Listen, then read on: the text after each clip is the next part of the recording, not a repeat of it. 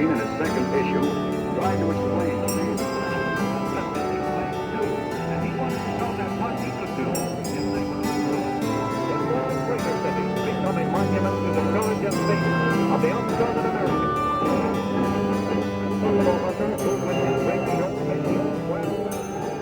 My name is Dean Contover, and this is the History Show. Today we have a great gentleman here, Sheehan, or Donald Sheehan, and he's a graduate of West Point.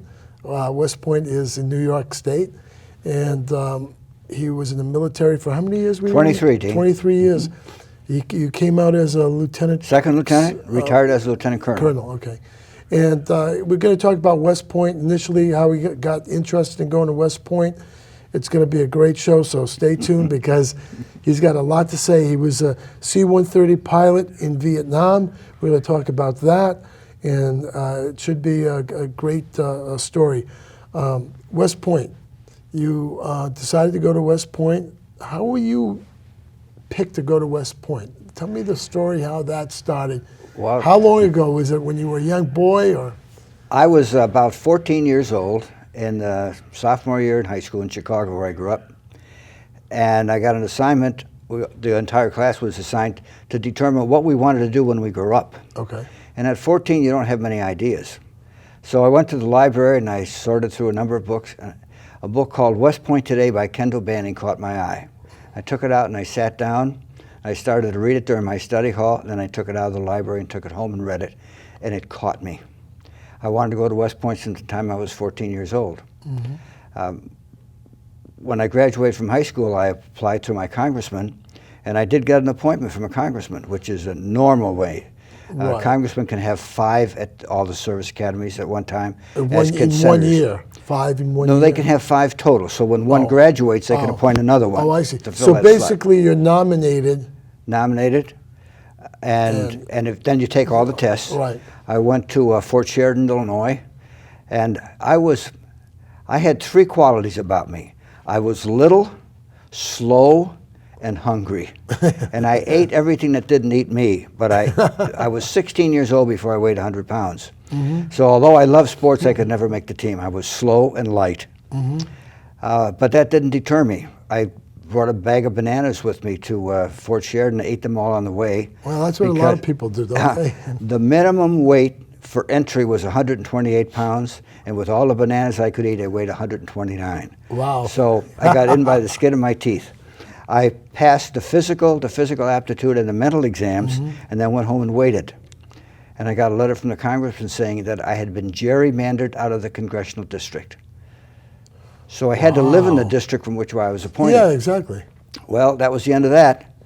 So the next year I applied from the congressman whose district I was now in. Now you only applied for West Point. You didn't apply for the other. No, I just wanted West Point. Okay. I was a big fan of Blanchard and Davis in those days. Okay, They football players. won the Heisman Trophy, Right. and #1 team in the country, national champions for 2 years. That was what, in the early 50s? That was 44, 45, 46. Okay. And in 46, they played a scoreless tie in Yankee Stadium with Notre Dame, Right. and Notre Dame became #1 in the country, and Army was 2. But that's another story. Okay. No, I So- mean, it's a good history for people to know. So the next year, I got another appointment from the proper congressman. Mm-hmm. I didn't have to take the exams. All I had to do was I didn't have to take the mental exam, just the physical to make sure nothing can happen to me in the meantime. Yeah, that's understandable. So I came back. I passed everything except the dental. I had what's called a gross malocclusion. My upper teeth came over my lower teeth, and they're supposed to meet better. Oh, okay. Theoretically, so that if you're an artillery barrage, your ears aren't not destroyed because you have that gap in your teeth. I never understood that, but that's what the Army said. Right. So for the next year, I wore braces on my teeth at age 20, which is not much fun. And Wow. I applied for the 3rd time. Not too many people wore braces at Not that at that age. Not at that age. In those days, people didn't. It usually were younger children. Yeah, It was 12, 13 years and it was old. very expensive, It too. was very expensive. Not as expensive as it is today. Yeah, exactly. So I got the 3rd appointment. In the meantime, I worked in construction for my dad, who was an electrician in Argo, Illinois, Corn Products Refining Company, Okay. and passed the test. Got a letter saying, report to the United States Military Academy on 2 July 1952. Wow, you were driven. I was. You wanted I it. wanted it badly, more than Wow. anything else in the world. Okay. And I got there, and I thought they'd be glad to see me because I wanted to be there so badly. So I reported there with 2 suitcases, and there was a cadet all dressed in what they call dress gray and white trousers. The crease in the trousers so sharp you could cut yourself with them. Shiny shoes. And he said, "Mister, drop those bags." Well, I had a radio in that bag, and I had a little alarm clock, and I didn't want to break them, so I set them down very gently. And he said, "Mister, perhaps you didn't hear me. I said drop those bags. Now lift them to shoulder height and drop them." And I thought, goodbye to the radio and the alarm clock. I lifted them and dropped them, and then went on. And it was a series of things you had to do. They gave you a little tag on your belt. And each place you went to, they checked you off. You went to get your bedding, you went to get your shoes, you went to get haircut, shots, all those things. And after 4 or 5 hours, we went out to the plane at Trophy Point, where you'll go one day, and we took the oath of allegiance to serve our country. Wow. So All lined up. That was the first day. Yeah, there were about 1,000 of us. Do you remember what the allegiance was? I mean, there's specifically, or I promised to take orders, all legal orders from the President of the United States and all officers appointed over me, so help me God, or worse to that nothing with the effect. Constitution? Follow Oh, the that's right. Constitution? To obey the Constitution and all the laws of the United States, and to follow all the orders. It's been a long time. Yeah. No, but everybody has that. Yep. That it's common there. So from that day on, it was. Yeah, for the next 11 months, it was tough. Plebe year.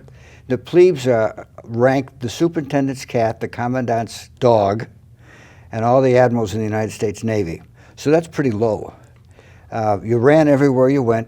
You had your chin out all the time. You ate at a brace at the table, ate one bite at a time, cut another bite, ate that bite. You passed all the food up, announced the food as it came on board. So you were mixed in with upperclassmen? Oh, yes. Oh, and at a table of 10, the mess hall has tables of 10, Washington Hall. Okay. And there were 3 first-classmen at the head, 3 plebes at the bottom, and then second-classmen and third-classmen, or essentially sophomores and juniors in between. Okay. And we had to do all the work, and they could call on us at any time to recite any kind of information they wanted us to know. I had a classmate who had to learn. So you, if they wanted to know the Gettysburg Address, you had to know. We had to learn it. We had to learn it. You had to know the movies for the weekend, who the stars were, how many days till graduation, and of course that dropped 1 day each day. Who the football team captain was. You had to know the chain of command from your squad leader up to the President of the United States. Right. And any time it changed, if a cabinet member retired like the Secretary of the Army, he had to know the new one. Right. The chain of command basically comes down from the Commander-in-Chief, the President, then it's the Secretary of Defense, or do they have one? Secretary of Defense, Army. Army, and then Secretary of the Army. And then the Commanding General of the Army. General of the Army, et cetera, Superintendent, et cetera. Commandant. Yeah. Who was the superintendent at the time when you were there? I had several superintendents. We had General Irving, who's the first one. He just died about 3 years ago at age 101. He was our first superintendent. And then we had General Blackshear Bryant for a couple of years. And then I think that was it for the 4 years, Blackshear Bryant. Oh, probably World War II veterans? All of them, yes. Yeah, so they were really, yes. They knew their business. They sure did. Yeah, and very distinguished. Silver Star, no Medal of Honors, but Distinguished Service Medal from the Army. Let me ask you a question. Where does the superintendent live on West Point? Superintendent has quarters on just off the plane on the next to what's called the Old North Barracks, and he has a huge garden. I had a classmate who was superintendent, Dave Palmer. I also had a classmate who was superintendent at the Air Force Academy. Oh, wow. Yeah, Charlie Ham. And they were superintendents together, which is rare. Wow. It'll never happen again. Wow, probably not. But he lives just across the street from the plane. So the plane is the plane is a parade ground, yes. Parade, Yeah. where you see them marching yes. in their regalia every yes. Saturday. The feathered hats. With the feathered hats Yeah. and with the stripes that I don't understand yes. what they mean, but... Yeah, first captain and regimental commander, battalion commander, and company commander. Okay. Battalion commander, company When you commander. were at West Point, no woman. No women. No women. Women didn't enter until 80. 1980. 1980, Okay. right. Yeah, that was a big to do in the military. It was tough for a lot of people. It was very tough for the women coming on board, very competitive. The men were a little unhappy because there were two standards, not academically but physically. Women can't do as many push-ups as men can. Women can't run as fast. Women can't throw a medicine ball as far. So they downgraded a little bit. And when you're 18 or 19 years old and you had to do things and these women who are entering don't have to do those things, there's a little kind of immature resentment in there. Oh. But they accepted it. Yeah, no, Accepted it went well eventually. Yeah, it went well. I mean, there was some ups and downs. And, Oh, sure. You know, I mean, but that's like anything else in the institution. When you were at West Point, were there any black or African American? I had one cadets? classmate who was black, Okay. Roger R.O.T.C. He made 3-star general. Oh, good for him. In those days, there weren't that many black African American generals in the 50s. Not at all, no. They were probably, you can count them on your one hand. That's right. Yeah. I served in the Air Force, and we had Chappie James was a 4-star general. He was an F-4 wing commander in Vietnam, and I think he had 1 or 2 MiGs to his credit. He died about 2 years after he retired, and he's buried at the Air Force Academy. Oh wow, that's Chappie interesting. James. Okay. Do they have a cemetery? I know that I've been to West Point, Yes. so I know that they do have a cemetery there. There's a cemetery at each academy. Yeah, and some famous people there. Oh, yes. Yeah. Yeah. I remember going there and I saw General Custard. Yes, that's interesting, isn't it? Yeah, it is very interesting. And the paraphernalia that was left behind by people, like hats and feathers and, Oh, yes. and things like that, it was just all kinds of amazing things. that people gravitate. Now, when I went to West Point, it was an open base. I've been there like maybe 4 or 5 times, and it was open base. Now it's a closed Now base. it's very, very difficult to Yeah, enter. get in. The MPs stop you, Right. ask you for your own ID, take the mirrors under the car, open your trunk. As with any military base, you Yeah, have to these provide days security. after 9/11, That's it's right. completely changed. All life has changed. Yeah. So you were a plebe. To get back to you had to sit erect at Rigid attention. Rigid attention, Yep. and cut. You must have starved to death. One bite at a time. I was privileged to be a member of the Catholic faith, and Okay. I had an opportunity to go to Mass every day. Okay. In those days, you had to go to church of your choice on Sunday, or if Okay. you're Jewish, to go on Saturday. Okay. But as Catholic, I felt that I needed the Lord to help me through. Okay. And so I went to Mass every day. And instead of going to breakfast, I walked up to Mass, received the Blessed Sacrament, and came back. And they allowed us to stay a couple minutes after everybody left. Because In the mess hall. in the mess hall, right, Washington Hall. Okay. So while I had to stay at a plebe brace for the 5 or 10 minutes that were left, they feed 2,400 people in those days in about 19 minutes. Yeah. See, that's what I'm Major saying. One achievement. piece at a time. You One must piece have at a time. starved It to took death. a while. But once everybody left, I wolfed it down and kept my strength up. Good for you. So, what other facets that you could tell the public about West Point that they may not know of? There's a parade every Saturday. There's a parade every Saturday. It's open to the public. It is open to the public. And you see people watching. Many people have never been there before, don't know anything about it. And they ooh and ah as we go by in our shiny shoes and our brass plates and our rifles and with the silver bayonets on them. And as a cadet, you get a little tired of that. Yeah. Because we had classes 5.5 days a week. Had Saturday classes, and then we get ready for the parade. Oh, that takes time. Oh, it does. And so you have lunch, and then you dress up for the parade, and you go out on the parade, and the parade, you march around out there, and plebes can't say anything. You're just at that brace throughout. But after a while, you get a little tired of it. You don't realize what a privilege it is to have walked on that ground where MacArthur walked, and Eisenhower walked, and Bradley walked, and Buzz Aldrin, the astronaut, walked. It starts to sink in after a little while, particularly as you get a little older. Yeah. So, did you ever participate in the inaugural parade or any? Yes, as a matter of fact, Oh. we were in Eisenhower's inaugural parade in '53. Okay. And that was Cold, cold day. It's always cold, isn't it? Always cold in January Yeah, in Washington. January, yeah. That's right. Yeah. And that was a thrill. We did an eyes left for him. He was a class of 15. That's right. He's Yeah. class of 1915. Yeah, along Okay. with Bradley And and I think Van Fleet. And did MacArthur graduate? in MacArthur, 15? no. MacArthur was about 03 or 4. Oh, okay. Yeah, he was much. Okay, but they knew each other. Eisenhower and MacArthur knew Eisenhower each served as MacArthur's chief of staff in the other. Philippines. That's right. Yeah. That's right. That's right. I remember my history Yeah. going back. And MacArthur said he was the best clerk he ever had. What a But he went shot. on to have a bigger job than MacArthur Yeah, did. yeah, no doubt. So here we are in West Point.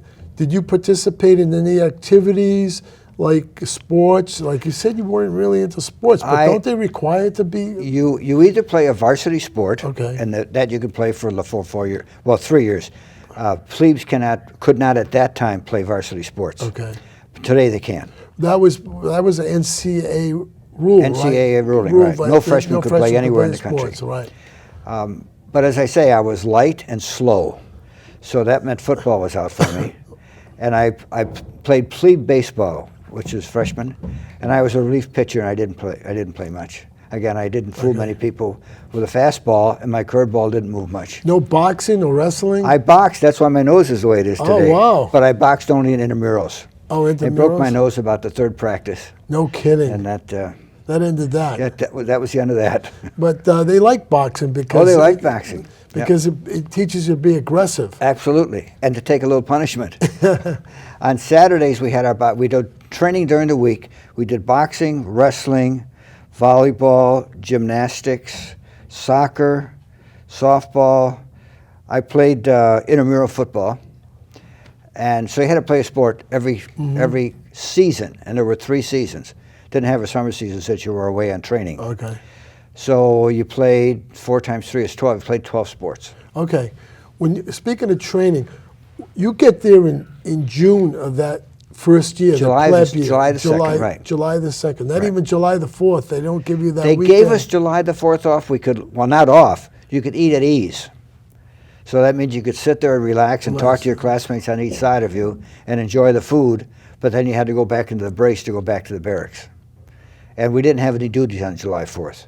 I don't remember that we had fireworks, but it was nice to have a day off after being a plebe for 2 days. Yeah.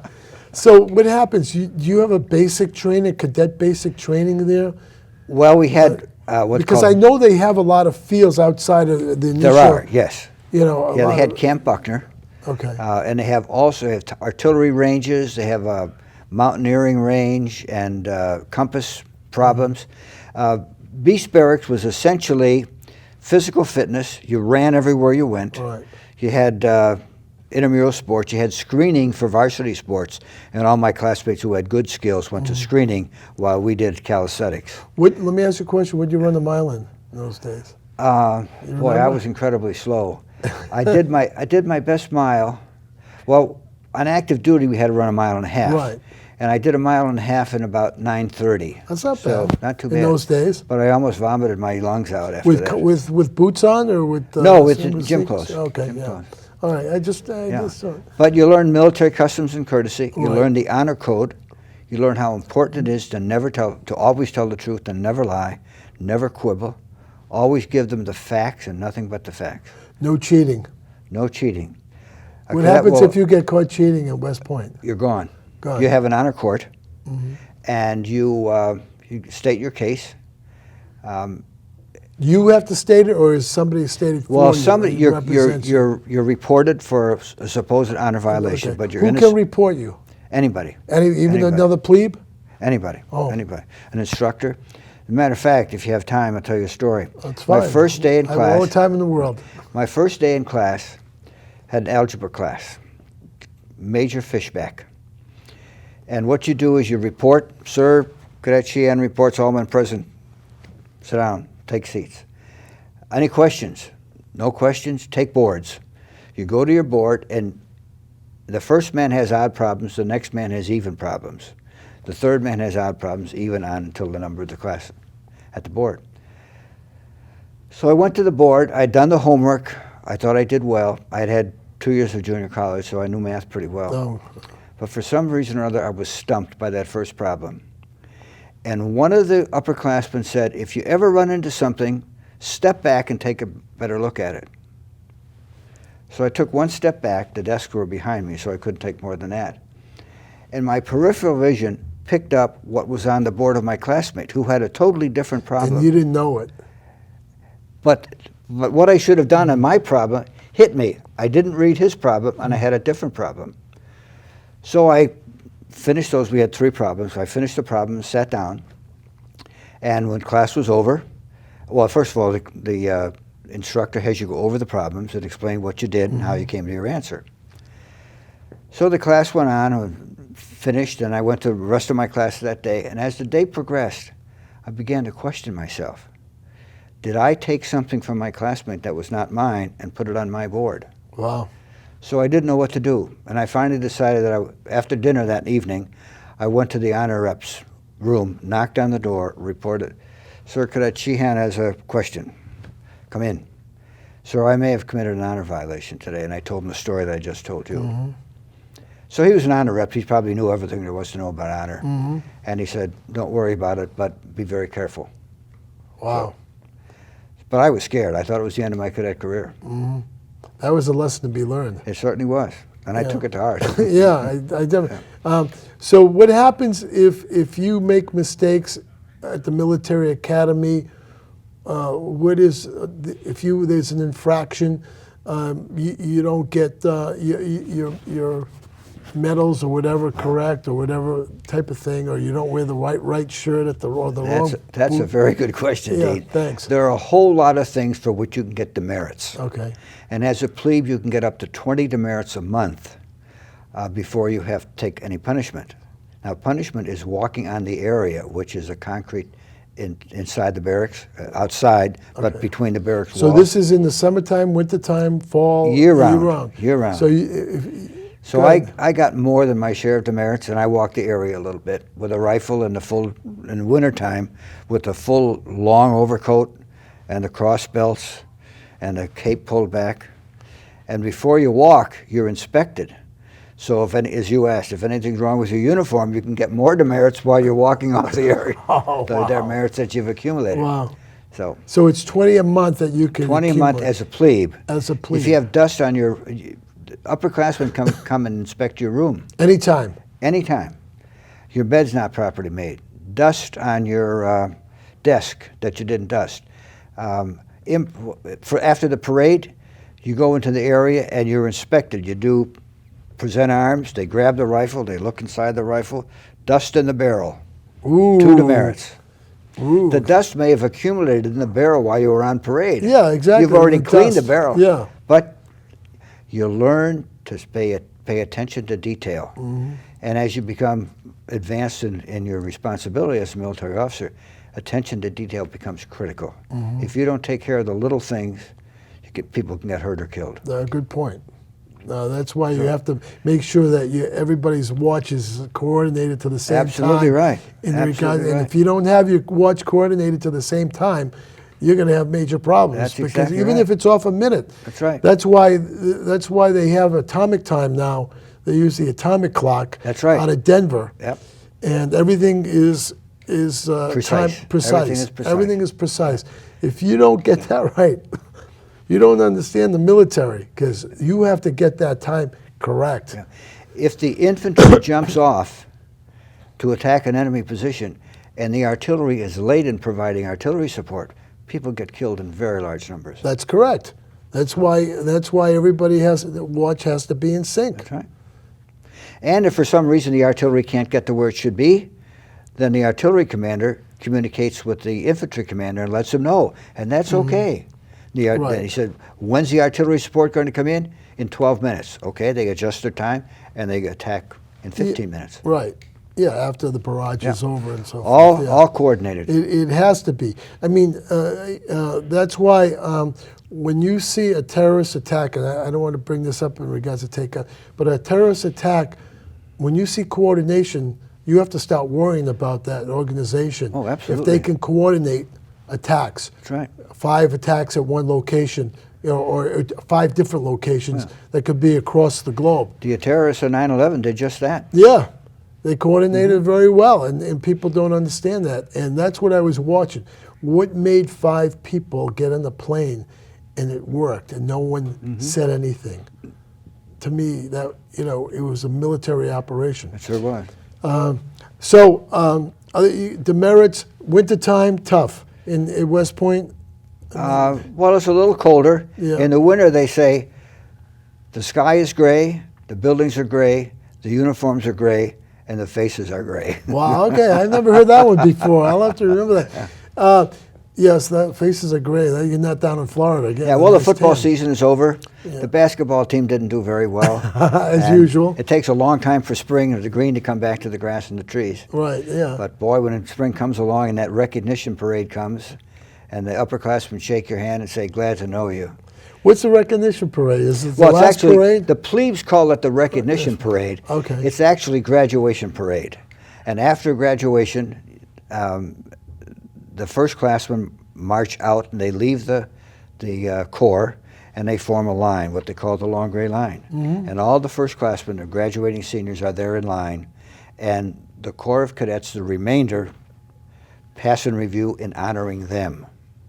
And then we go into the area between the barracks and standing there still with our brace on, and the upperclassmen, first class leading, and second class and then third class, they come along, we take off our white gloves and they shake our hands and welcome us to the Corps. And that is a big, big thrill. I smiled so much, Dean, that day that my face hurt. And that's interesting. I want to know what you did in regards to recreation. I mean, was there any type of recreation? There were a lot of things going on. We had movies on the weekend, Saturday and Sunday. We could not have a radio in our room, plebe here. Didn't have record players in those days. We did read the newspaper. We had to be up on current events. They could ask us anything that was going on. In the military, it's very important to be up on current events. Absolutely. If you're thinking about going in the military, make sure you read newspapers Absolutely. or go online and read what's going on in the world, because that's very important. We could get a pint of ice cream on Wednesday afternoons. Wow, what We a had some free special time. treat. That was Now, a big treat. Was it just vanilla? No, they had vanilla, chocolate, and strawberry. No special flavors. And then we had intramural sports. You had to play an intramural sport. I want to know about the girls. I mean, what did you do with? Well, they had some interesting things. They had a number of things in New York City. We had a cadet hostess, Mrs. Barth, and she had a long list of girls in the area, Highland Falls, Fort Montgomery, and colleges. Marymount College was nearby. There were a number of girls' colleges in New York City, and if we wanted to sign up for a blind date, she'd do that for us. If I remember, Marymount is right in Highland Falls. It is. It's just outside. It's right outside the gate. And it's right? since closed, since you remember that. And it's now become visiting quarters for people who want to visit West Point. Yeah. It's called the 5-Star Inn. Is that right? Yes. Oh, okay. It's right next to the. There's a visitor center there. Visitor center, right next to the visitor center. That's interesting. We'll have to talk more about this because we're almost out of time. All right. But a lot of cadets married women from Marymount College, didn't they? Oh yes, yeah. Many marry the girls that they dated as blind dates. Many of my classmates married girls that they had met while cadets. Wow. As a matter of fact, General Petraeus married the superintendent's daughter. Oh wow! How'd that happen? Yeah. Well, she was about. He met her when it was a yearling, a sophomore. He was about 19, and she was about the same age. Right. And I don't know the circumstances of their meeting. Holly is her name. They met at the restaurant right at the gate. I don't know the details. You know more about that than I do. But he's been an officer. I think he graduated in the class of '88, so he's been an officer for, must have been 78, 32 years, 4-star general. Good general. And she's still a very good Army wife. Good. Well, they know. She runs a lot of support for Army families that are. Yeah, I want to thank you for coming. My great pleasure, Dean. We'll do another show. Super. And, yeah, definitely, because we haven't even got out of West Point. All right. So, it's great. I'm glad you came to. Thanks for asking me. Yeah, no problem.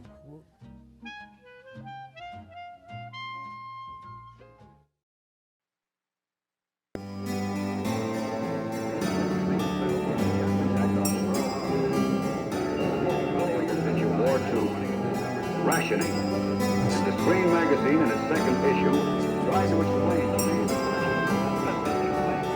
and he wanted to know that what he could do if they were approved. The world's greater cities become a monument to the courage and faith of the unscarred Americans.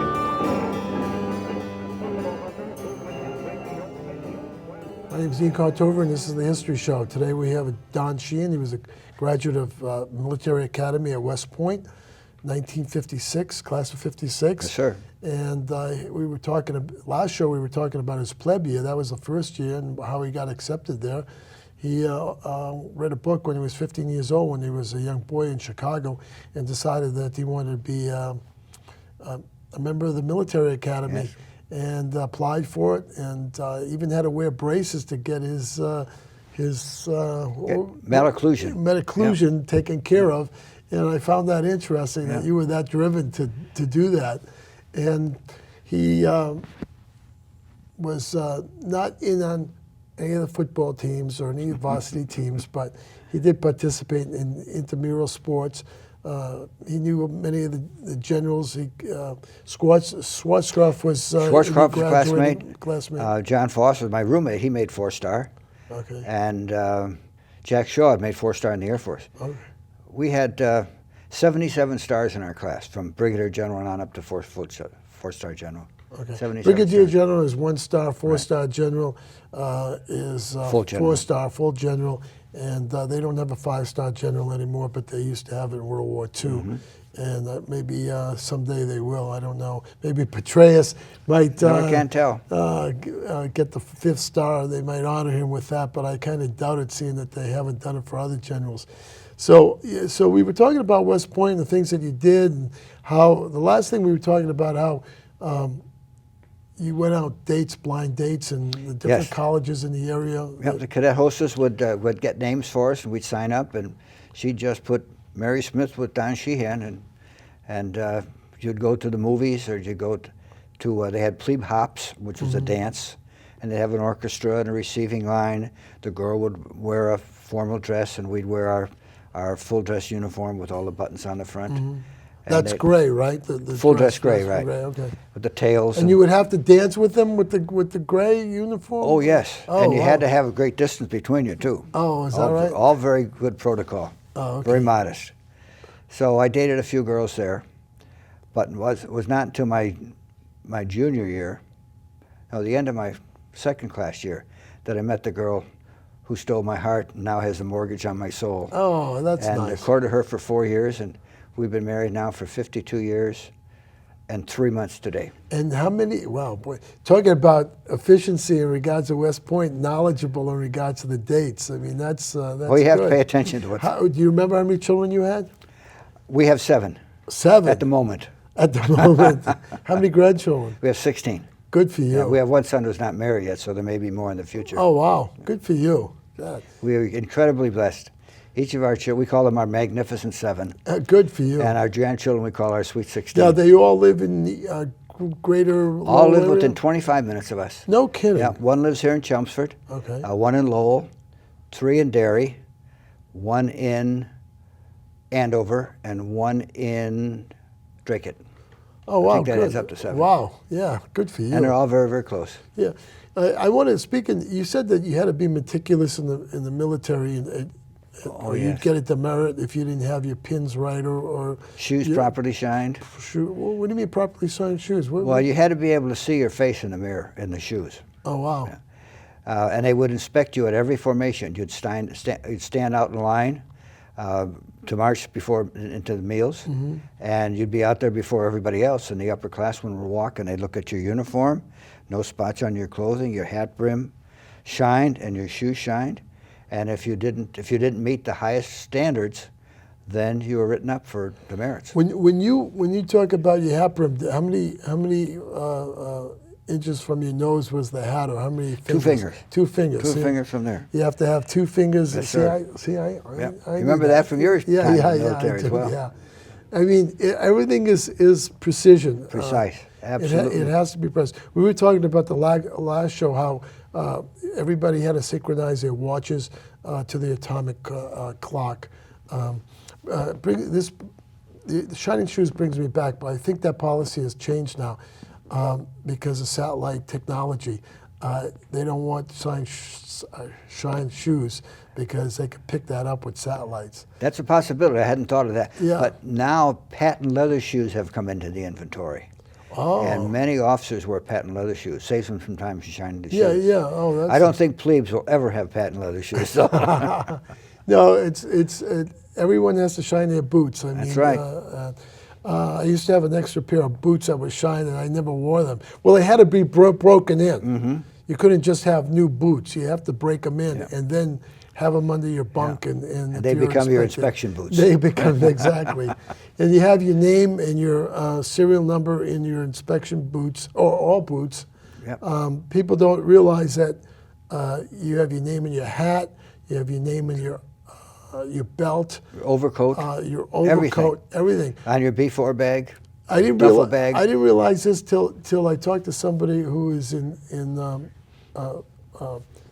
mortuary in the military. Ah. He told me they could tell whose body parts it was by the names that they were in the boots and so Interesting. forth, and the hats and the belt. Mm-hmm. He had there was a method of finding out whose body parts. Yeah, actually, in a firefight, even if you had a massive fire as a result of it, your feet are covered by the boot, and they protect your feet. Right. You also have to have your feet printed.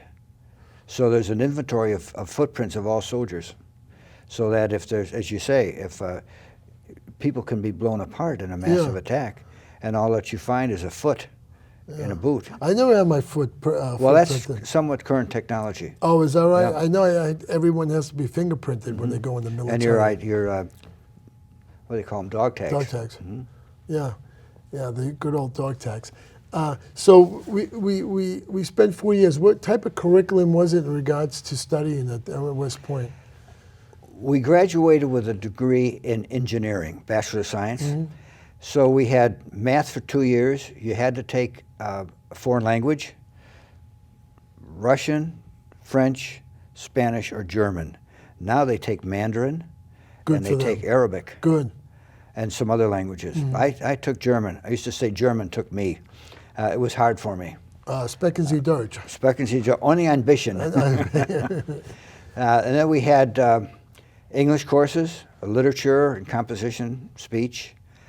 We had took a course in law our first class year, took physics and chemistry, mechanics of solids and fluids, political science courses. I think we graduated about 120 hours of academics. Now, what happens if you fail? Were there dropouts? Were there people who? That's a good question. Yeah. Good question. If you fail a final exam, or if your grade point average is not at a particular level for passing, Right. you are allowed to take what's called a turnout exam, which is another exam, and in the subject matter in which you failed. If you pass the exam, it's okay. You just continue on for the next year. If you fail that exam, you now again get two options. You can just say goodbye to West Point, or you can leave the academy, go and get private tutoring or study that subject at a private college, and then apply for readmission with the next year's class. I had a classmate, Pete Van, who was an All-American quarterback, started out with the class of 55 and was turned out. Didn't pass, went to a college, studied very hard, came back, took the exam, and was readmitted as a member of the class of 56. I see. Pete Van was All-American, terrific guy, just died about a month ago. Oh, okay. Super guy. So there is fair. Well, I mean, you hear about Edgar Allan Poe and other Custard and Yeah. people like that just didn't like the regimentation. That's right, they just left. They just resigned. Yeah. I mean, people just couldn't hack the. Yeah, sometimes it's harder to stay than it is to leave, because you don't. If you're found, that's the term for being dismissed for academic failure. Oh, okay. Then you know you've done your best, and you leave, and people accept that. But a cadetship or midshipmanship at the service academy, excuse me, is a privilege, and it's considered an honor by most of the citizens of our great country. So if you decide that it's too hard for you, or you don't want to go, or you don't want to keep going, and you decide to leave, people are very disappointed in you. And the government, you mean the people back home or in your family would be disappointed? Plus It's people. hard to explain why you didn't stay. Very hard to explain. So, Let me ask you another question. Were there any foreigners at West Point? that's a good question, too. I had a classmate, Jose Villanos, who was a Filipino. And he came, graduated with our class, and he became a 3-star in the Philippine Army. Currently, there are cadets from a wide range of European nations. We have Arab cadets, have a cadet from Ukraine. I think we've had a cadet from Japan, from China. A broad spectrum. They wear their own national uniforms while they're there. Oh, Yes, so they maintain their national identity, but they're still a member of the Corps. And when they graduate, they're considered a member of the Long Gray Line. They're commissioned to their own services. In their own No, country. I understand that. So they don't wear the gray uniform at parade, or they wear. In our day, they wore the gray uniform, Okay. and we had only one cadet, that Jose. Only one, huh? Only one from the Philippines. And you had one black African I had American. one, but he was American, right? Yeah, Roger African American in those days, and that opened up even more later Yes, on. Yeah. and it gives the foreign cadets a better understanding of the United States, of our culture, of our Right. military traditions, of the unity that we have as members of the military. Well, I think it's always good to bring in foreign officers, not only to West Point, but into training, to fly C-130s, which sure. you flew in Vietnam. Yes. I think that it's very important to make them understand the standards that we have That's right. in the And we- military, and we bring- and how we- we treat the civilians. Oh yeah, yep. And for instance, in Operation Desert Storm, we had 27 nations there, That's correct. and we had military officers from those nations who had worked with American officers in previous days. So they go to the Command General Staff School. They go to the Air War College, the Army War College, the Naval War College. So they learn how to work with the military. They learn what our concept of military defense and military operations are. When you said Chinese, are we talking about the Taiwan. Taiwan? That's yes. okay. That's because It might be good if we brought nationals to China. You in. think so? It might be good. You Let think them learn a little bit about us. Yeah, We have and people. not be fearful of us. No, we have people from communist nations who come to Harvard, Oh, that's go to true. Yale, to law Yeah, school, and yeah. medical school. Right. Go to a wide range of our colleges. Would you in have our a country. problem with a Vietnamese officer going to West Point? Not at all. Oh, okay. Yeah. Where you served We've in had Vietnam. we've had South Vietnamese cadets come To before West the Point. war and during the war. Okay. Both to West Point and to the Air Force Academy. 3 or 4 years ago, the ranking first-class cadet at the Air Force Academy was a Vietnamese cadet.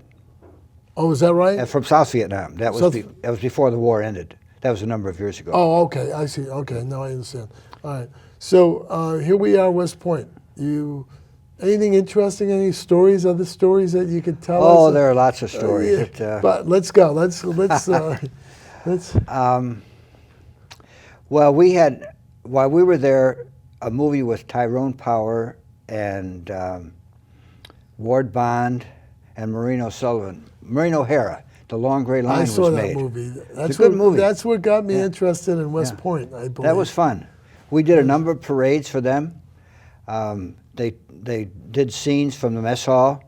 In fact, a classmate of mine, Tom Brennan, who won the Silver Star in Dominican Republic, had a small speaking role in that. You could volunteer to be in crowd scenes. I was too busy studying to be in any of the crowd scenes. But that was interesting.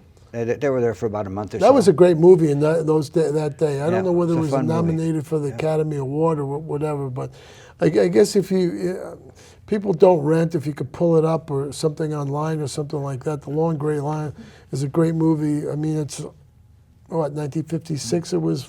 It was done about 53 or 4, as I remember. Yeah, and probably out in 56 or 55 or something like that. Yes, I think so. About a year or so So, later. yeah, it takes a little time. And it talks about the story of, who was the story? It was the assistant coach? It was Tyrone Power. had come there as an Irish immigrant, joined the Army, and was stationed at West Point. Right.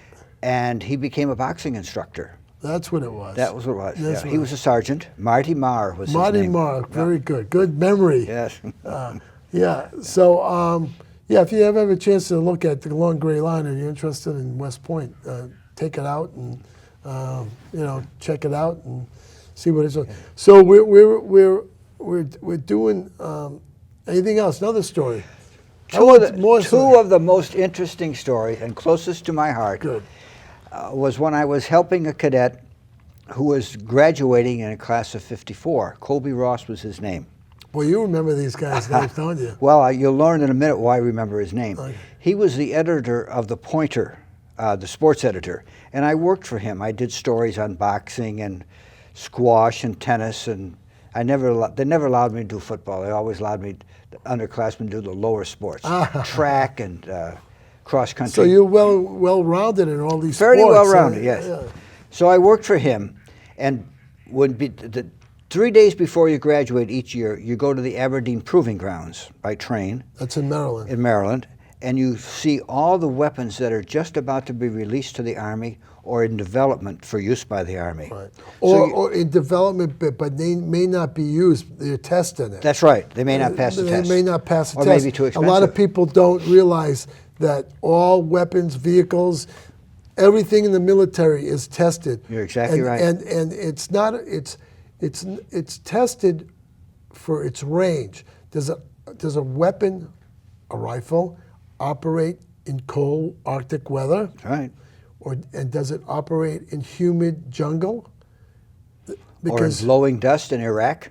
Or blowing dust in Iraq. Mm-hmm. I mean, so this is very important Absolutely. to understand that not all weapons are accepted in the military, That's exactly right. in the Army, or whatever service they need. So, I mean, I just want people to understand that. They think that, oh, they make a rifle and that rifle. That rifle has to be dragged through mud, through humidity, That's right. through ice and cold weather, and still operate, because you're going to have your family member operating that rifle in Alaska or some other cold climate, or he'll be in the jungles of Panama or the Congo. Yeah. If it doesn't work, it could cost you your life. Exactly. Good point. Good point. Even the vehicles, Everything. even the trucks that we operate have to work. Even the They food. freeze. The food has to be able to be stored for months at a time. Yeah, that's true. Yeah, the oil and lubricants. Yeah. Yeah. Yeah. Come to think of it, in regards to food, sea rations. You had sea rations in We those had them days. at those times. Now they have what they call meals ready to eat. Yeah. Yeah, I'd like to try one of those. I've never tried one. I have to get some guy in the Army Navy store to come up with one. So we're still at West Point. Okay, let's get your last year. You're getting out of. May I finish this Oh one yeah, story? I'm sorry. So Colby Ross was having his date come up to West Point for the June week festivities for about Okay. 3 or 4 days, and he was not going to be there to meet her because he was at the Aberdeen Proving Grounds. So I had worked for him for a year, and he asked me, since I was going to be there, if I would meet her and give her the keys to his car so that she could get around and get a bite to eat or get settled in. So I never knew this young woman. So I said I'd be glad to do that. So he gave her my orderly room telephone number. And the afternoon that she arrived, I got a phone call. Dory Seidner is here. And I said, okay, I'll be right up to the hotel. So I had the keys Now, in my hand. this is the hotel outside the gate. No, it's right inside. It's Outside the the Hotel place. Thayer. It's the only hotel in the world owned by the United States Army. Okay. So still today. owned, yes. All right. I like to And the stay cadet- there. I like to stay at It is. that It's, hotel. and it's moderately priced, about $100 a room per night. That's not bad. So I had the keys in my hot little hand and walked a mile and a half. There was no taxi service in those days. Walked a mile and a half to the Hotel Thayer. You didn't jog? Well, I was in my best uniform and Oh. my parade Oh, shoes. okay, all right. Wanted to make a good impression. Oh, I see. So I entered the hotel, and I started up the 5 or 6 marble stairs there, and I saw sitting on a red leather couch the most beautiful young woman I had ever seen in my life. I had been a great fan of Elizabeth Taylor, and this lady made Elizabeth Taylor look like the Wicked Witch of the North. Wow. I was so taken with her that I stumbled up the stairs. My keys went one way, my cap went another way, and she very demurely looked aside so he wouldn't embarrass me. I gathered up my cap, gathered up my keys, and walked up the remaining stairs and said, "I'm Don Sheehan. Are you Dory Seidner?" "Yes, I am." So I inquired out how her trip was, took her out to his car, asked her if she was hungry. We went to the weapons room where we were allowed to have a snack. And so we had a bite to eat. And I was just enthralled with this young woman. I learned that she was from Chicago, which is my hometown. And I had about 29 days of field trips that I was going to go on. So before, she wanted to go to Mass in the morning. So I showed her where the chapel was. She had the car keys. Nice chapel. Catholic chapel, right. Yeah. And so I showed her the way to get there. And by circumstance, I was serving Mass that morning. So I served the Mass. In those days, you held the communion pallet under the chin of the people who were receiving. And she was there, and she met me afterwards, and we went up to the hotel, and we had a bite to eat, some breakfast. I had the rest of the day off. So I wanted to see more of this lady, and I know that she was going to be his date. They were not going to be married. They were just very good friends. So And I asked her, and she was going there to see what was going on. well, at she had been to West Point earlier, had. and they had been good friends for a long time. I see. She had never been there for June week, and it was a culmination of his cadet career, and he was going to go on to the Army, and there was no romance there. Okay. So that may have been the last she would see of him. So I asked for her phone number, and she gave me the number. And during breakfast, she had a page, Dory Seidner telephone. And it was Colby. He was back, and we parted. I said, I'll call you when I get back. And she said, I'd like to see you again. So she went off, saw the rest of the parades, went to the dances, the banquets, all the activities of June week. While you were studying? While I was out on maneuvers for the next 29 days. Oh, okay, I see. So then I returned, and I called her the first day I was back, and we went dancing that night, went to a ball game the next day, and I had 29 days of leave, and I saw her for 28 days. Wow. And what ball game? I want to know what game. Was this the Yankees or the Giants? Or, it was the White Sox versus Kansas City, I believe. Oh, okay. All right. This was back home. Back in Chicago, Chicago, yes. yeah, because when you said White Sox. Yeah, and then I wrote to her during my remaining 2 years.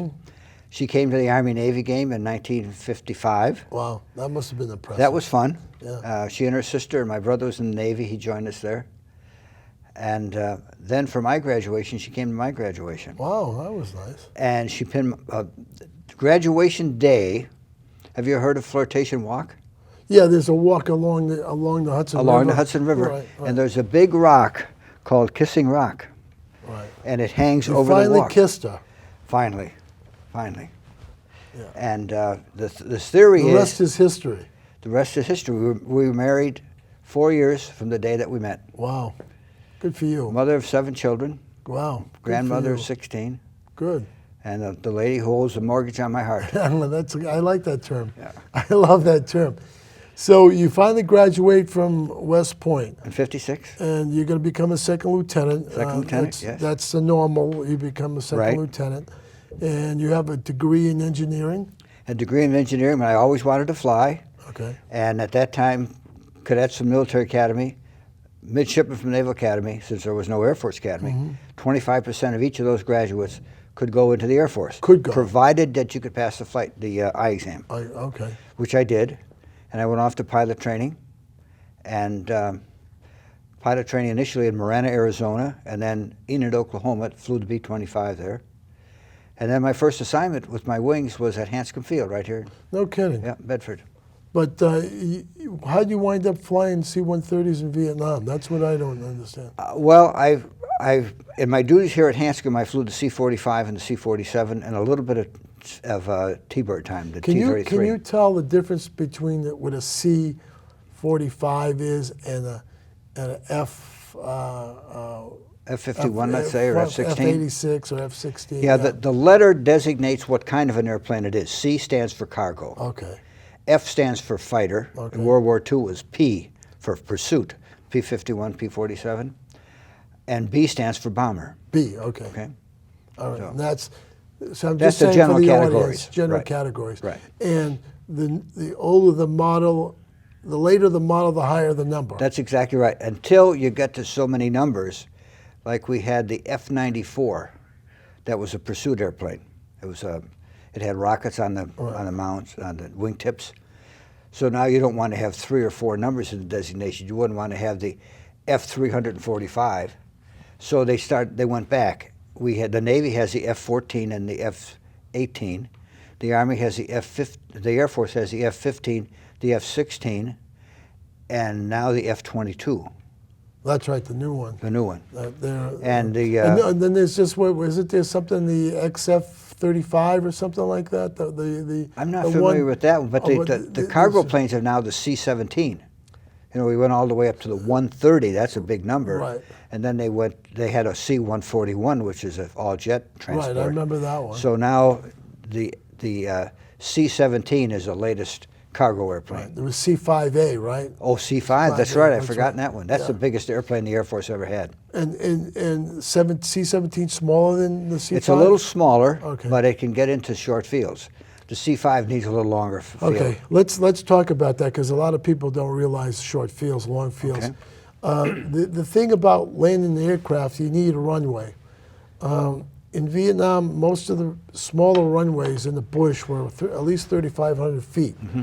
They needed to get C-130s, which you piloted, yes, into these fields. The philosophy was, I don't know if you can correct me on that, was to have an airfield at least every 50 miles from the area. This is what we were told as engineers. And so a C-130, which was a prop-driven plane. It's a turboprop, jet engine with a prop-driven engine. You see the C-130 in Afghanistan, Iraq. Yes. You see them in Desert Storm. You saw them in Vietnam. Mm-hmm. You didn't see them in Korea, but C-130 is probably the backbone of the. It certainly is. Of the military. It brings in supplies, but it can land at a short runway. Yes. And it doesn't have to be a paved runway. No. It could be a dirt runway. Good. Or with PCP pure steel planking. plankings. Planking is what they put on the dirt for the plane to land. Mm-hmm. And what was the? I landed on PCB in a place called Song Bi, which is about 35 miles north of Saigon. Mm-hmm. It was a special forces base. Okay. So we bring them in supplies, food, ammunition. Right. We carry a truck in there, a piece of artillery on the C-130. Right. So I mean, when you land on a base like that, you keep the rotors absolutely running. Absolutely. So you make a turnaround, you drop all that stuff off, and you're flying off that. That's exactly right. You don't even gas up. No. A C-130 is a very attractive target for the VC. Yeah. Very attractive. It's semi-slow. It's slow getting started, but it's big. It's a big airplane. It goes about 135,000 pounds. Okay, how fast does it go? It cruises about 350 knots, up to altitudes about 30,000 feet. Okay, I want to get back. Well, we're almost running out of time. Okay. But I'd like to get back to where you started in regards to your training, in regards to your pilot training. I know we went into Vietnam and everything. You want to come back for another show? Sure, certainly, at your leisure. Like. Okay. Glad to. Don, I appreciate you coming in. I mean, this is a great insight for a lot of people in regards to West Point to come in to speak on our show. And I hope we have more of them after they see this, and they'll say, "Hey, I want to come on too." After you come on, after you came on to the show. Well, I was privileged to have that education, to have the privilege to fly, to travel the world as we did. And to serve this great country. Besides Vietnam, what other countries were you stationed in?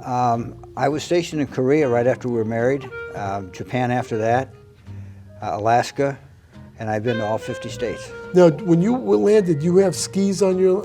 I landed on skis on the Greenland Ice Cap, which was a unique mission. Oh, okay. I want to talk about that in the next show. Sure, glad to. We could do that. Glad to. Yeah, because there's some C-130s you could put skis.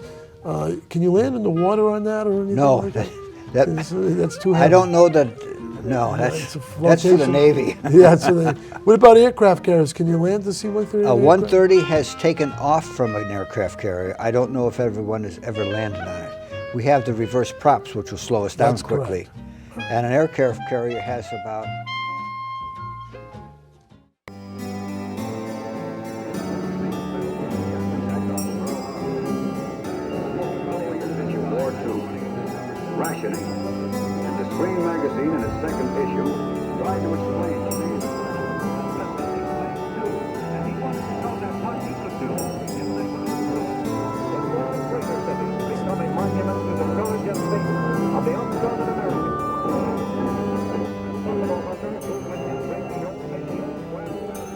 This is the History Show, and my name is Dean Contover. We have Don Sheehan here. This is the third show we've done with him. He's a West Point graduate in 1956. He told us a little about the military academy and what he had to go through. He graduated from the military academy, and that's what we were talking about, his graduation in 1956. And he had the opportunity to stay in the Army or go into the Air Force because there was no Air Force academy. So he opted to take 25% of 25% of the graduates went into the Air Force, excuse me. And what happened is that he became a C-130 pilot in Vietnam, but we'll get to that in the rest of the show. He just finished graduation in 1956. Yes. When did you get married? We were married 4 years from the day that we met, the 31st of May, 58, which was 2 years after graduation from West Point. Oh, okay. But we met 2 years before that. All right. And where were you assigned after West Point, after you had your big parade and you became a second lieutenant? Did she pin the second lieutenant bars She on you? certainly did. Dory pinned one on my right shoulder, and my dear mother, who's 98 in November, pinned one on my left shoulder. Good for her. Okay. That's good. So here we are. You graduate, the big ceremony, Yes. right? Throw the hats in the air at the end of it. Throw the hats in the air Yeah. at the end of it. Yeah. Who spoke at the graduation? Oh, my. I think it was the Secretary of the Army, and his name escapes me. Okay, that's fine. Yeah. You're allowed one name. Okay. So he spoke, talked about the basically post-Korea, the Yes. Korean War, Yes. and what we have to look forward to. Vietnam wasn't even on the map. No. Talked about. What was the concerns in those days in regards to the enemy or potential Dean, enemy? it was relatively peaceful in those days. I don't think the Berlin Wall had gone up yet. We still had the Cold War.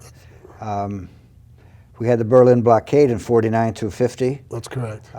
Korea was the 25th of June, 50, and it's still not over. We have a truce. That was effective in 53. We had a little action in the Dominican Republic in 57. So it was relatively peaceful. And you had Lebanon in 58. Yes, Right. several of my classmates were there. Right. So I went off to pilot training in Marana, Arizona, and flew. Where the heck is Marana, That's Arizona? about 30 miles north of Tucson, about 60 miles south of Phoenix. In the middle of nowhere. Middle of nowhere, exactly right. Right. A number Where of my, did you fly? Where did you? I flew the T-34 Chief means trainer. trainer, right. It was a low-wing monoplane that two was a- people could squeeze into. Oh, two people could squeeze into. Pilot, the student pilot in the front and the instructor pilot Did in you the want to back. be a fighter pilot, or did you? Did it I matter? wanted to fly with the Thunderbirds, Dean. I wanted Oh. with the top of the line. Well, I don't blame you. I think everyone does. Huh, Yes, probably? that was a very thrilling opportunity. But then I flew after the T-34. Then we flew the T-28, which was actually used in Vietnam in the early '60s. Was it Matter of fact, armed, or was it? It was well. It wasn't armed in those days. It was actually a Navy plane, and it was used for administrative flying. Okay. But it was a good transition from a little plane into a fighter or a bomber. I see. So I flew that. As a matter of fact, Bernie Fisher won the Medal of Honor in Vietnam flying a T-28. Tell me that story, Bernie Fisher. Bernie Fisher was a Mormon from Utah. A lot of Mormons in the military. A lot of Mormons. I have many good friends that are Mormons. Yeah. They They take orders very well. take orders very well. Just They like have- Roman Catholics, right? That's what they look. Yeah, And we tend to be on the I same mean, line. the government does look for that, doesn't it? Yes, look, you have to be able. You're not a blind follower of orders. You take orders and you obey them. If you can question them, however. Right. My classmate Norm Schwarzkopf refused to go in with his troops into an area unless he had artillery support. And I don't blame them. He argued with the Vietnamese. Was this in Vietnam? In Oh. Vietnam, he argued with the Vietnamese artillery commander, and he said, "I'm not going in there unless you provide the artillery." And the Vietnamese had some sort of an argument, and Norm stood his ground. He said, "I'm not going." And he finally got the artillery And he support. was what, a first lieutenant? No, at the he was a time? major at the time. Oh, he was Yeah. a major at the time. Yeah. Okay. He was an advisor to a Vietnamese regiment, I believe. So, Arvins. sir? Arvins. Arvin, that's right. Army Republic Vietnam. Army of Republic of Vietnam, right. So then after the T-28, oh, Bernie Fisher you asked about. Yeah. His wingman went down, and he crash landed in a remote spot which had a small airfield, and the Vietnamese were all around him. So Bernie made several live firing passes to keep them down, to preserve his wingman. He was talking to him on the radio in the meantime. And when he ran out of ammunition, he made some dry passes. In the meantime, he called for some helicopters to come in to rescue his wingman. No helicopters available. So Bernie made a decision, and he landed on the runway, and it was burning equipment on the runway. He had to, on the landing ropes, move around all that equipment, and he told his wingman, "I'm going to land, and you run to the airplane." And when he stopped, the wingman was on his way to the airplane. Bernie pushed the seat all the way forward in the T-28. In that model, there was no two seats. So the wingman ran, jumped up on the wing. The Vietnamese were chasing him. Bernie Fisher took his .38, was firing at them, kept them down. The wingman jumped in the back. Bernie closed the cockpit, turned around, and took off. Saved the man's life. I remember that story. Won the Congressional Medal of Honor. Right. That's heroic. It certainly is. That's you put your heroic. life on the line for somebody else. That's right. Yeah. So he deserves to be a recipient of Absolutely. the Medal of Honor. Greater love hath no man than he give his life for his friend. It's called you're a recipient of the Medal of Honor, right? That's correct. You don't win it. You'll receive it. Yeah. Yeah. By act of Congress. That's right. And the president. And the president awards it, Wants it, but it's yeah. by act of Congress. Yeah. It's not given by the Department of Defense. It's generally given by the president. Yeah. So it doesn't come from. It comes to it comes up to the chain of command. Yeah, I understand, but it has to be from the Congress. That's correct. It's called the Congressional Medal of Honor. Yeah. That's interesting. So where were you last time? Well, then left off? after I graduated from okay. primary pilot training, I went to Enid, Oklahoma, to Vance Air Force Base, where I flew the B-25, which Jimmy Doolittle had flown with his 13 other airplanes to bomb Tokyo in 1942. Enid, E-N-I-D? E-N-I-D, Enid, Oklahoma. Okay. Yeah. All right. It just came to me. So so you were at that base. I was there for about 4 months. And There I got my wings. your new bride was with you. No, she was not. Oh. We were not married until we were not engaged till that following Christmas. Oh, I see. I graduated from pilot training on the 13th of September, '57, and I gave her a ring on the day before Christmas Eve on '57. I wanted to give it to her on Christmas Eve, but I bought it on the 23rd of December, and it literally burned a hole in my pocket. So I gave it to her in the kitchen of her home in Chicago on the 23rd of December. And then we were married about 6 months later. She said yes, of course. As a matter of fact, she was so startled, she never said anything. So she has an argument that she never accepted my ring. Oh, do the children know about this? I don't know that I've told them that. My memory is failing. Did she pin your wings on you? No, my dad did that. All right. She was in California. My bride was a Hollywood starlet in her early days when she was 19 years old. She made 3 movies, 2 westerns, and a color movie with Mickey Rooney called Sound Off. All right. And what was did she have a Hollywood name? In her first movie, which was called Pecos River with Jock Mahoney, she used her regular name, Dolores Seidner. And then she took her father's last name, her father's first name for last name, and her middle name, which was Ann. And her Hollywood name for the next 2 movies was Ad James. Oh. So she gave that up for you? Well, not really. Jory has very high Catholic standards, and the standards in Hollywood were not really up to that. You had to do all sorts of things, and she was not about to compromise. I understand that. My dad worked for 20th Century Fox, and I've heard stories about that. All kinds of stories. We could talk off the air about that. And then she went back to Chicago. She had a coloratura soprano voice, and she sang with the Greek Theater in California. That's when she was discovered for Hollywood. And then she was one of the top 10 fashion and photographers models in Chicago for a number of years. Oh, wow. And when we were married, she gave up that career and became an Air Force wife and mother of 7. Wow. Good for her. Tell her, Mike. She's traveled the world. Oh, yeah, no doubt about it. That's great. So, so you finish, you get your wings, and where are you signed after that? My first assignment was just down the road a bit here at Hanscom Field, Field, Bedford, Mass. Yeah. And I flew there from September of '57 until May of '58, and I went home and we were married, and then the survival of the free world required that I go to Korea. So we were separated for the first year of our marriage. Oh, wow. Which was hard. Yeah, I'm sure. Yeah. I pursued her with all my heart and soul for 4 years, and now we're only married 3 or 4 months, and I'm away. That was tough for both of us. Yeah. Oh, yeah. Well, it must have been.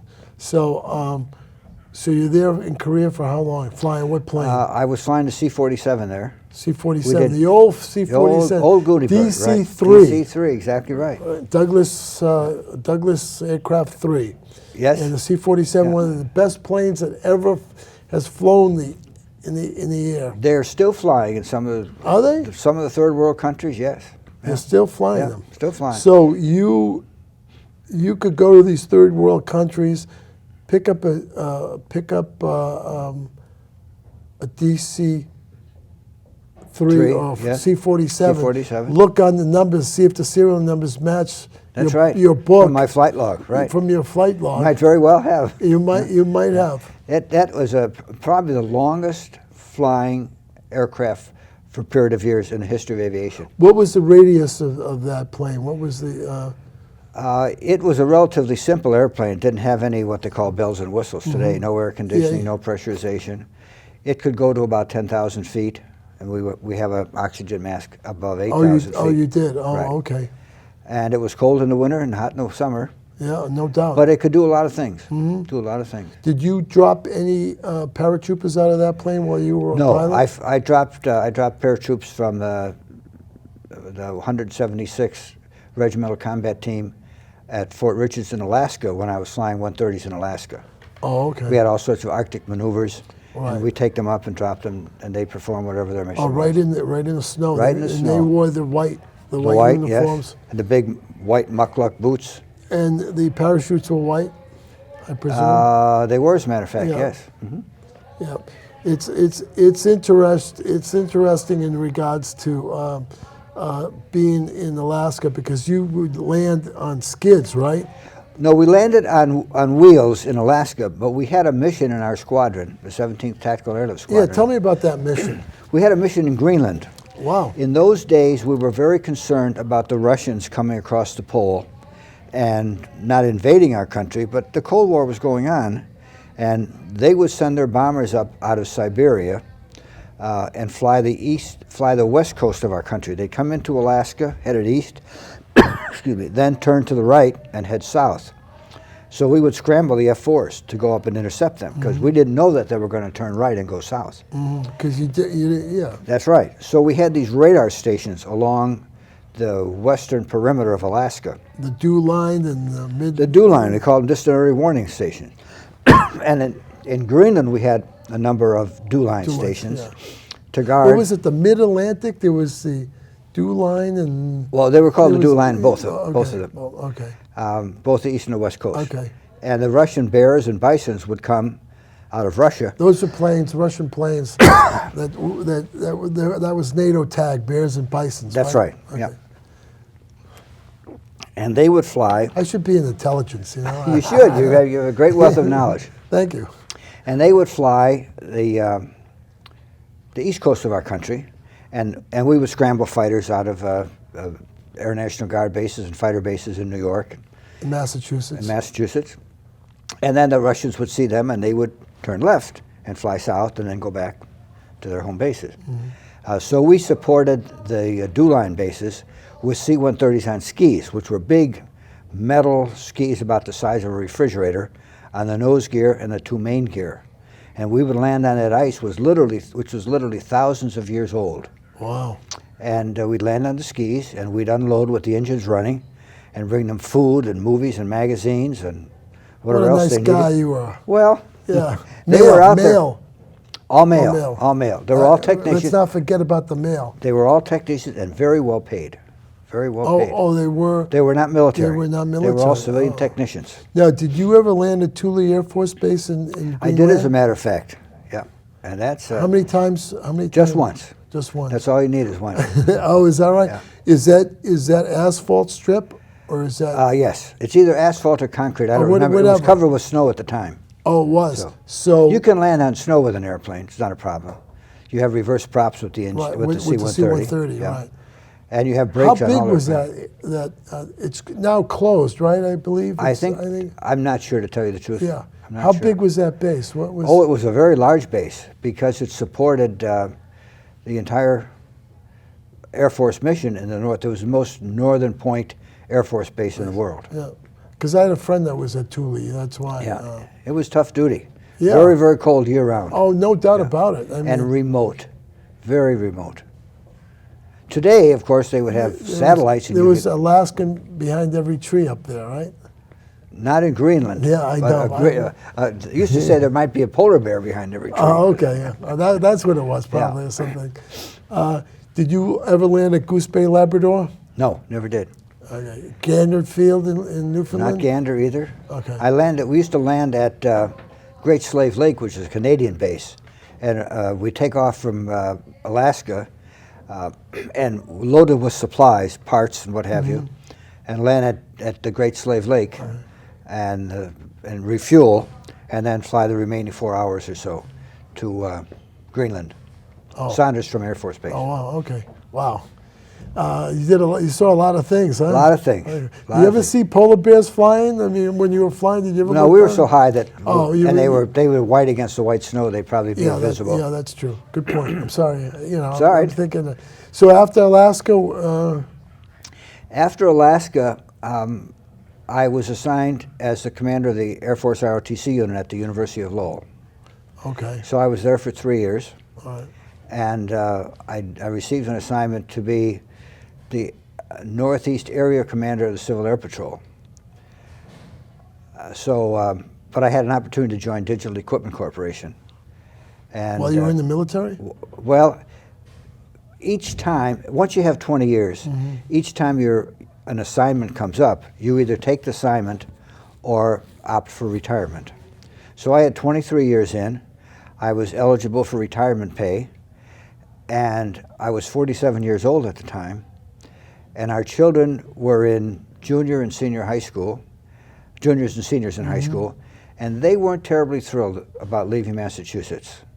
Most of our children married Massachusetts residents, and they were good catches for the young men. How did you wind up in Vietnam? At what age and what rank? Oh, well, I went to Vietnam in 63, and it was when it was the aid. Oh, wait a sec! I take it back. I went there at 67. Okay, 67.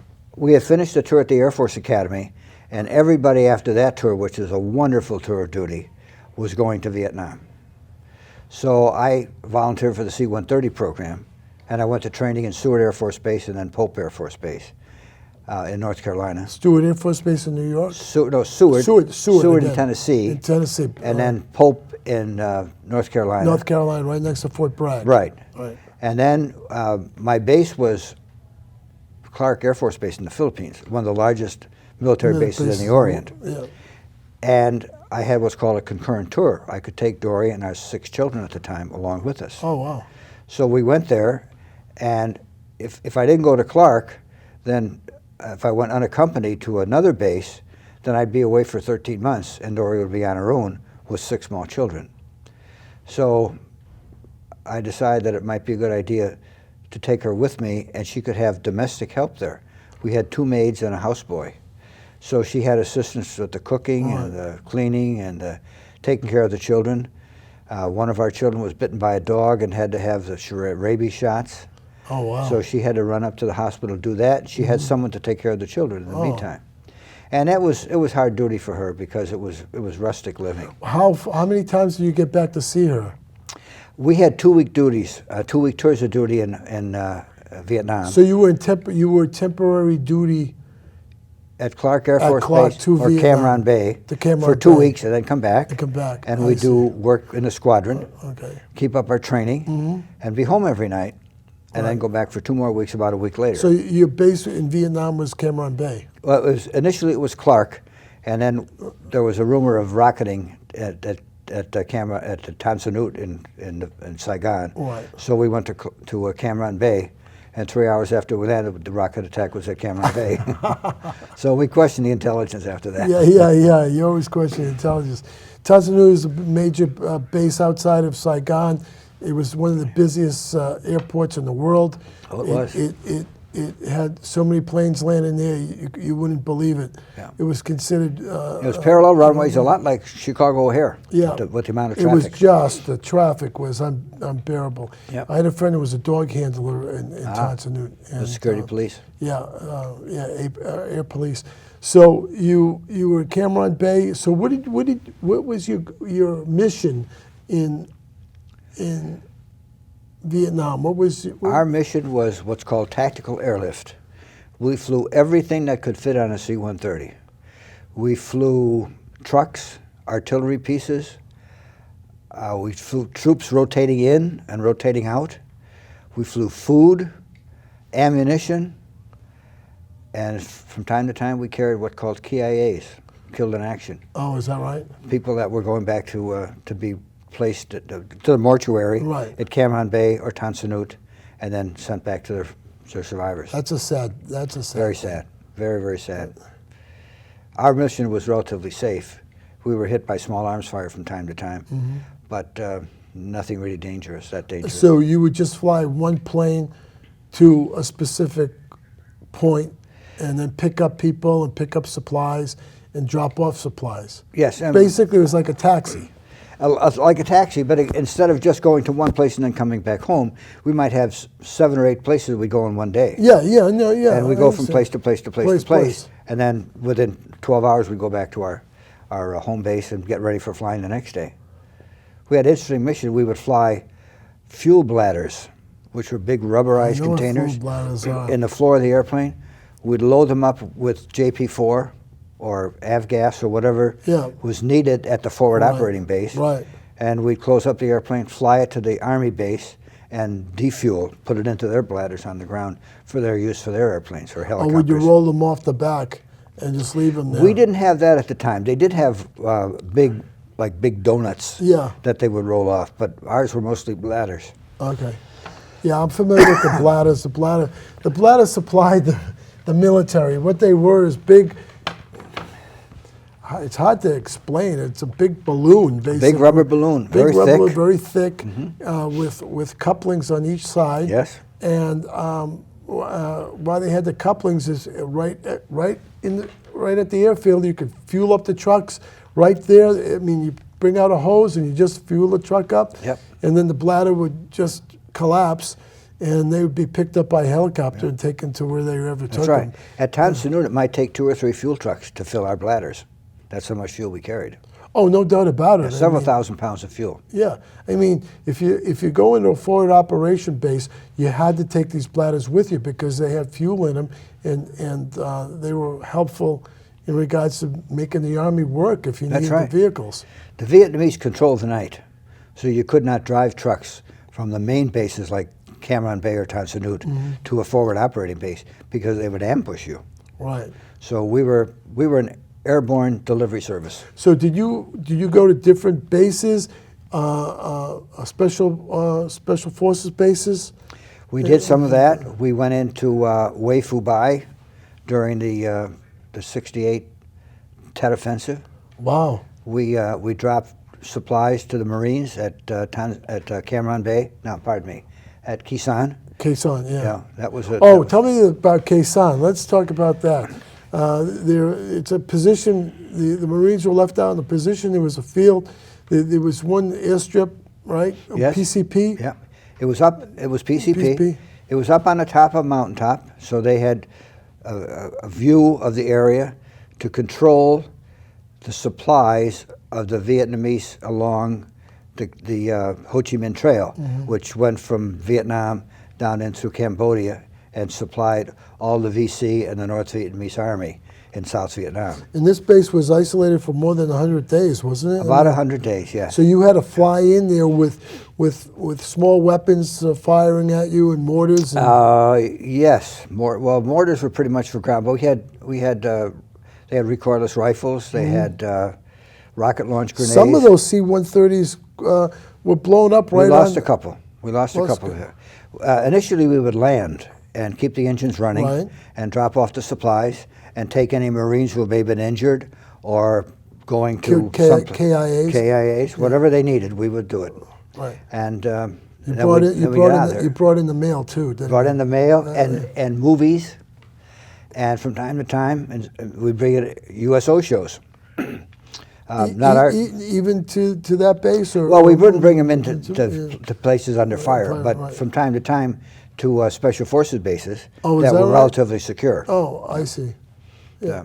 Bob Hope was there at the time, and yeah, I saw Bob Hope. Yeah, I saw. Great man. Yeah. Great entertainer. Loyal American. Did you speak to him? Did you talk to him at all? Or? Never did. I saw his show at Osan Air Base when I was first lieutenant, but their schedule was very tight. They do their show, jump back in the plane, and go on to the next show. Did they have their own C-130, or did they? In Vietnam, we had a C-130 assigned to them. To the whole. So they wouldn't have to wait around. Yeah, no, I understand. The GIs absolutely loved the show. Absolutely loved the show, and brought them great contact with home. I saw him December 26th. Day after Christmas. That must have been a great thrill for you. Yeah, it was. It was. I forgot if we were off that day or something. I don't know why. Some people worked Christmas Day and some people didn't, but I got in there. But I mean, the guys were right in from the field. I mean, mud on their uniforms with weapons too. Sure. People hanging from planes, wings of planes, watching the show. I mean, up in trees and towers. Yeah. It was magnificent. And what I have to say about that is, a lot of these kids, their fathers watched Bob Hope in World War II. Oh, yes, absolutely. And Korea. So it was sort of like, wow, Bob Hope is here.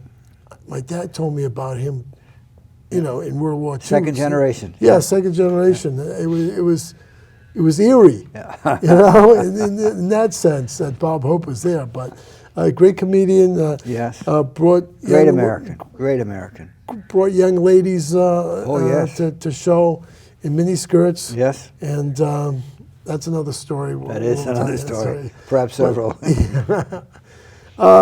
So, Vietnam, how long were you in Vietnam for? And what rank were you at that time? I was a major at the time, and we were at Clark it was a 20-month tour.